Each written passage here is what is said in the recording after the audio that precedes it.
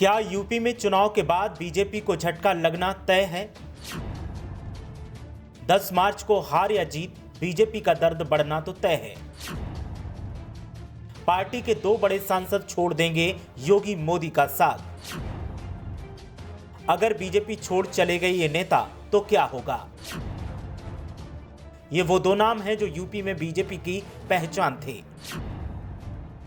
देखिए क्यों सत्ता पार्टी के करीब होने के बाद भी बेचैन हैं ये नेता।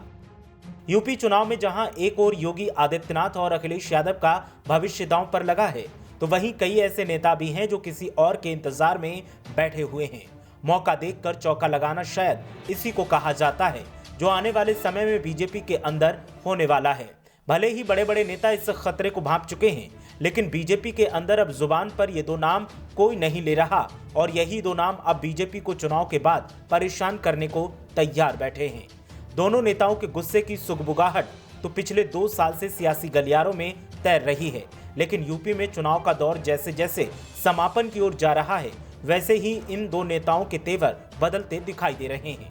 चलिए आपको एक एक करके इन दोनों नेताओं के बारे में बताते हैं और ये भी बताएंगे कि ये दोनों बीजेपी सांसद पीएम मोदी और सीएम योगी से इतने नाराज क्यों हैं।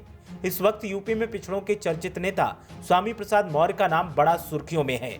उन्हें यूपी का मौसम विज्ञानी भी कहा जाने लगा है, मतलब जिधर सत्ता वहीं स्वामी। ऐसी बातें उनके विरोधियों के साथ साथ उनके चाहने वाले भी कहते हैं। वो खुद तो सपा में जा चुके हैं, लेकिन उनकी बेटी संघमित्रा मौर्य अभी भी बीजेपी का दामन थामे हुए हैं। लेकिन उनके बगावती स्वर ऐसे हैं कि सुनकर भाजपाइयों को पसीने छूट रहे हैं। कहने को तो वो यूपी में बीजेपी की बड़ी महिला चेहरा है, बदायूं से सांसद हैं, लेकिन फाजिल नगर में उन्होंने खुलेआम अपने पिता और सपा प्रत्याशी स्वामी प्रसाद मौर्य के लिए चुनाव प्रचार कर दिया। यहाँ तक कि पिता पर हमला हुआ तो बीजेपी नेताओं को खुलेआम ललकार भी दिया। उनके आसपास भी अब बीजेपी के किसी नेता को ही देखा जा रहा है, बल्कि विपक्ष के कई चेहरे उनके इर्द गिर्द जरूर मिल जाते हैं। ऐसे में साफ है कि चुनाव के बाद उनका पाला बदलना तय है।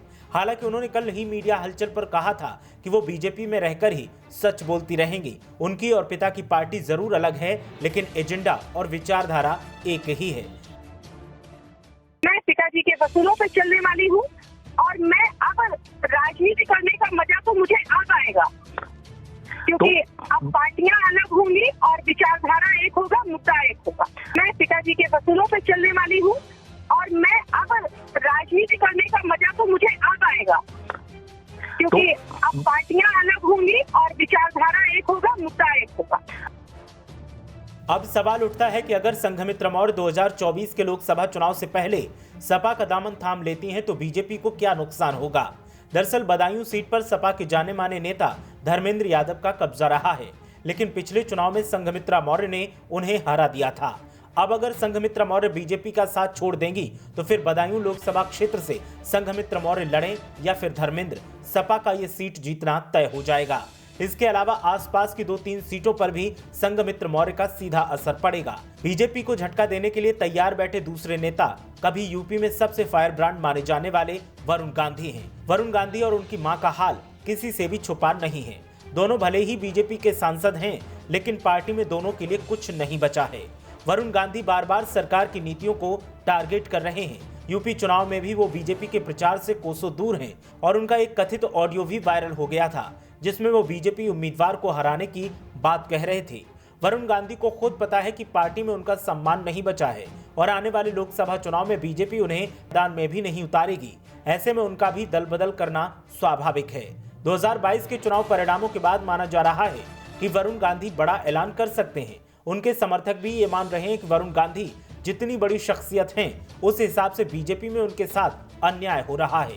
जानकार बताते हैं कि अगर वरुण गांधी और मेनका गांधी बीजेपी का साथ छोड़कर जाते हैं तो पीलीभीत और सुल्तानपुर में बीजेपी के लिए बहुत बड़ा झटका होगा। दोनों ही नेता किसी भी दल में रहकर इन सीटों पर जीत हासिल करने का मादा रखते हैं। अब 10 मार्च के परिणामों के बाद यूपी की सियासत में क्या होता है, इस पर सभी की निगाहें टिकी हुई हैं।